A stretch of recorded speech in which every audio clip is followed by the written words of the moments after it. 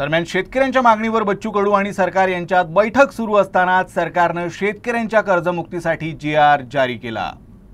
शेतकरी नेते आणि सरकार यांच्यात बैठक सुरू असतानाच सरकारने GR जारी करत उच्चस्तरीय समिती नेमली आहे। मुख्यमंत्र्यांचे आर्थिक सल्लागार प्रवीण परदेशी यांच्या अध्यक्षतेखाली 9 सदस्यीय समितीची स्थापना करण्यात आली आहे। ही समिती येत्या 6 महिन्यात कर्जमाफी संदर्भात आपला अहवाल सादर करणार आहे। शेतकऱ्यांना कायमस्वरूपी कर्जमाफी संदर्भात नेमकं धोरण कशा प्रकारचं असायला हवं आणि शेतकऱ्यांना सबल कसं करता येईल याचा अभ्यास करण्यासाठी ही समिती नेमण्यात आली आहे। सरकारला वारंवार कर्जमाफी करता येणं शक्य नाही, म्हणूनच ही समिती पुढच्या 6 महिन्यात अभ्यास करून आपला अहवाल सादर करेल। या समितीत कृषी, वित्त, सहकार विभागांचे सचिव देखील समाविष्ट राहणार आहेत।